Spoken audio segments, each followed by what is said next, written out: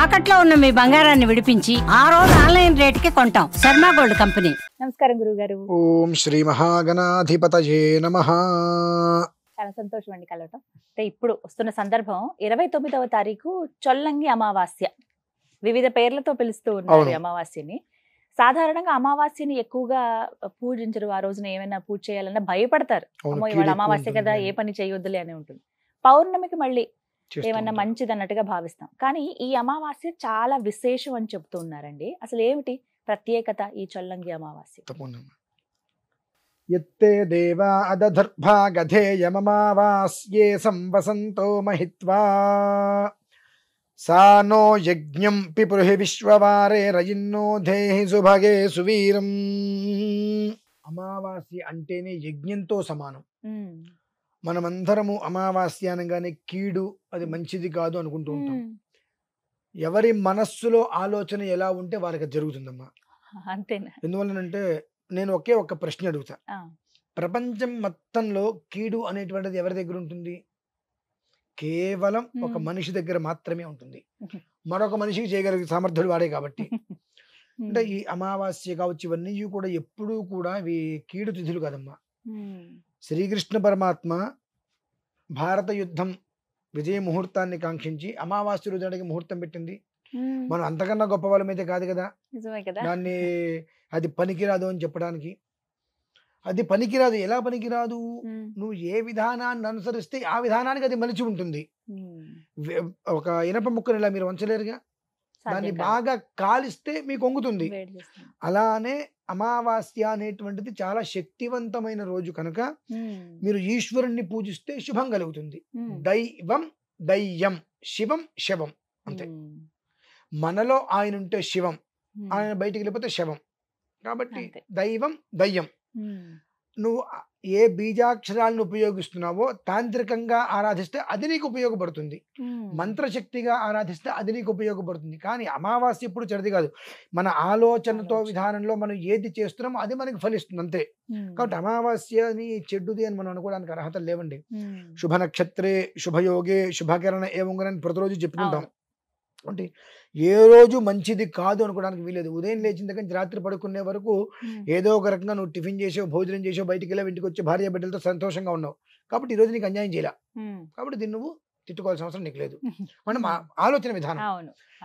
అయితే మంగళవారము, అష్టమి ఈ కాస్త ఇవి వచ్చినప్పుడు, ఆదివారము ఇవి కలిసి వచ్చినప్పుడు ఈ తంత్ర ప్రయోగాలకి ఎక్కువగా ఉపయోగపడుతుంది అని మన వాళ్ళు అంటూ ఉంటారు.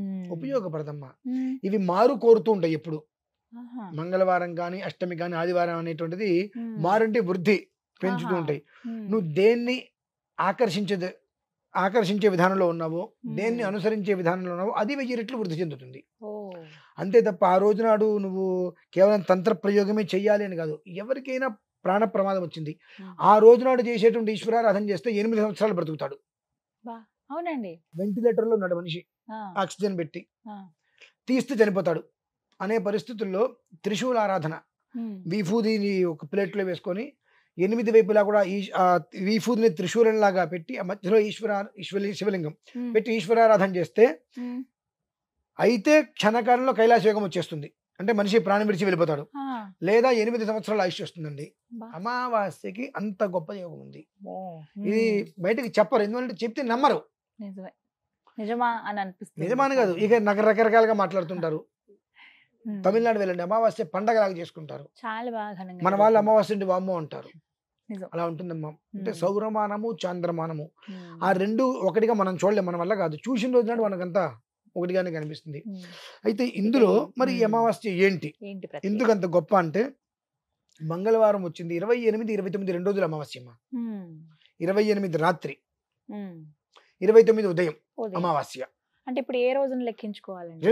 రెండు లెక్కించాలి. అంటే ఎలా వస్తుంది అంటే దేవతారాధన లేదంటే కనుక పితృదేవతలకు ఆరాధన ఇటువంటివి చేసేటప్పుడు సూర్యోదయానికి కావాలి. అంటే 29 చేసుకోవాలి. 2 అంతకన్నా ప్రాముఖ్యమైనటువంటిది మనిషి జీవితానికి కావాల్సింది విద్య, ఉద్యోగం, వివాహం, సంతానం, సౌభాగ్యం. ఈ 5 మనకు కావాలంటే మంగళవారం సాయంత్రం ఉదయం పూట మనకు శనగలు కందులు దొరుకుతాయమ్మా. కందులు ఆ కందుల్ని మన ఓపిక 7 కిలోలు సమంజసం. మాకు అంత ఓపిక లేదంటే 2-3 తెచ్చుకుంటాం. ఓకే, తెచ్చుకుని ఉదయం నుంచి సాయంత్రం వరకు నీళ్ళలో నానబెట్టి ఆ సాయంత్రం నీళ్ళు మొత్తం తీసేసేసి చక్కగా ఇంత శివలింగం, వెండిదో మట్టిదో రాగిదో రాతితో చేసిందో ఏదో ఒక శివలింగం, ఒక దానికి సంబంధించినటువంటి పండితులు ఉంటారు, వారిని పిలుచుకొని ఆ శివలింగం ఇంట్లో ఉంచుకొని అభిషేకానికి 10 నిమిషాల ముందు ఆ కందులు మొత్తం వేరే ఒక దాంట్లో పోసేసి దాని నిండా పాలు పోసేయాలమ్మా. పాలు పోసి ముష్టి అంటారు.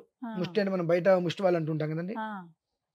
అయుంగాయుంగాన్ ముష్టిన్ కరోతి ఇలా పట్టుకోవాలి, దీన్ని ముష్టి అంటారు. ఆ పాలు అన్ను కందులు కలిపేసింది ఏదైతే ఉందో దాన్ని ఇలా పట్టుకొని వాళ్ళకి ఏ సమస్య ఉంది అంటే చదువు ముందుకు వెళ్ళట్లేదా, అయిపోయింది ఉద్యోగం రావట్లేదా, వివాహం కావట్లేదు, దాని నిమిత్తమా, వివాహం అయింది, సంతానం అనేటువంటిది గర్భస్రావాలు అయిపోతున్నాయి అంటే సంతానం కలగం ఇంకా అందలేదు ఒకటి, అన్ని గర్భస్రావాలు అయిపోతున్నాయి అదొకటి, లేదా వీటన్నిటికి మూలమైనటువంటి దంపతుల మధ్య అనురాగం రావట్లేదు, ఇవి ఏంటి, ఈ 6 వాళ్ళకున్న సమస్య ఏమిటనేటువంటి తీసుకొని ఒక్కొక్కదానికి ఒక్కొక్క మంత్రం ఉంటుందండి. ఆ మంత్రంతో ఆ శివలింగం మీద ఇలా అభిషేకం చేసుకోవాలి దంపతులు ఇద్దరు. ఆ పాలు కందులతో సహా పూర్తిగా శివలింగం నిండిపోయిన వరకు చేసినా చాలా మంచిది. నిండిపోయిన తర్వాత ఆ రాత్రి తెల్లవారులు దాన్ని అలా ఉంచి మర్నాడు ఉదయం ఆ కందులు కనుక గట్టి పడకపోతే తీసుకువెళ్ళి పావురాలకి పెట్టేయాలమ్మా. ఒకే గట్టి పడ్డాయి, ఒక్క 10 నిమిషాలు నీళ్ళలో నానబెట్టేసేసి పావురాలకి వేసేస్తే, జాగ్రత్తగా గుర్తుపెట్టుకోండి, ఈ విధానాన్ని అనుసరించి కనుక పావురాలకి ఆ ఒక గింజలు వేస్తే అవి ఎంతసేపట్లో ఆ గింజల్ని తినేస్తాయో అంతసేపట్లోనే మీకు దోషాలు పోతాయి. అది ఇక్కడ కూర్చొని నేను టీవీ ముందు చెప్పక్కర్లేదమ్మా, అది వాస్తవం. ఎందువల్లనంటే అంటే మీరు ఏదో ప్రశ్న అడిగారు కాబట్టి నేను ఏదో గొప్పతనంగా 4 మాటలు చెప్పాలని చెప్పచ్చేమో. ఖచ్చితంగా ఎంతటి కష్టాన్నైనా ఎంతటి వేడినైనా తట్టుకోగలిగేది పావురం ఒకటే. శివుడు ఆ శివ తేజస్సును అమ్మవారిలోకి పంపిస్తున్నప్పుడు సుబ్రహ్మణ్య స్వామి జననకు సంబంధించి తారకాసురుడు వధించాలి. ఆయన ఏమంటాడు పార్వతీదేవితోటి, అమ్మా నీ యోని నుంచి నేను జన్మించాను అని ఆయన తెగేసి చెప్పేస్తాడు.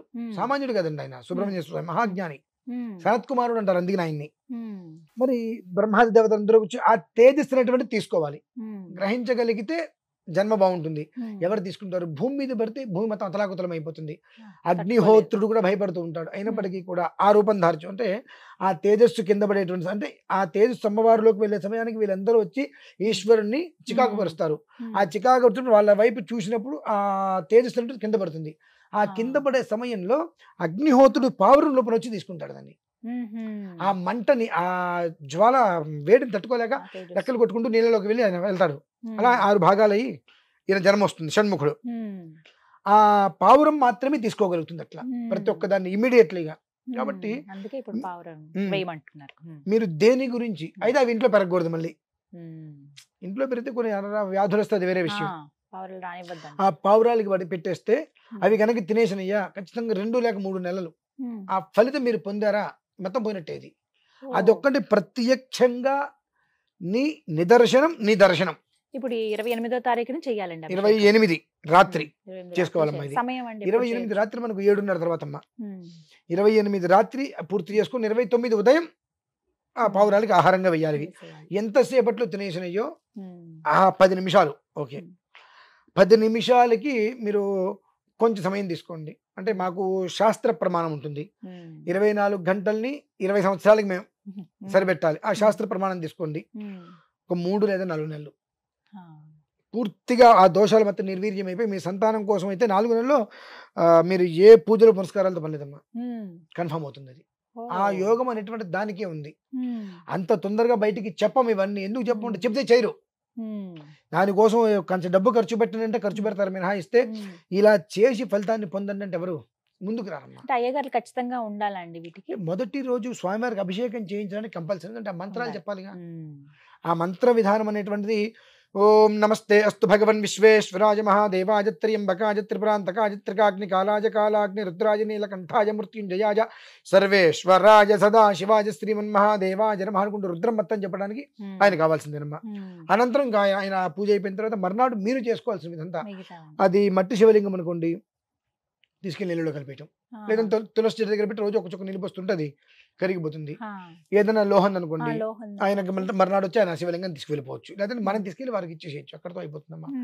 అది చాలా ప్రతి మనిషి జీవితంలోనూ కూడా ఖర్చు అనేటువంటిది లేకుండా శరీరాన్ని కష్టపెడితే వచ్చేటువంటి ఫలితం ఏమిటి అంటే ఈ అమావాస్యకు ఉన్నటువంటి గొప్పతనం. ఎందువలన దీపావళి అమావాస్య ఇవ్వగానే కార్తీక మాసం వచ్చింది. ఈ అమావాస్య ప్రతి ఒక్కటి కూడా వెలుతురునిస్తూ వస్తుందమ్మా మనకు, మనం కనిపెట్టట్లా. అది అమావాస్య అంటే మనకు వెలుతురుని ప్రసాదించేటువంటిది, చీకటిగానే చూస్తాం, చీకటిని తీసేస్తుంది పూర్తిగా, వెలుతురుని ప్రసాదింపజేసేటువంటిది.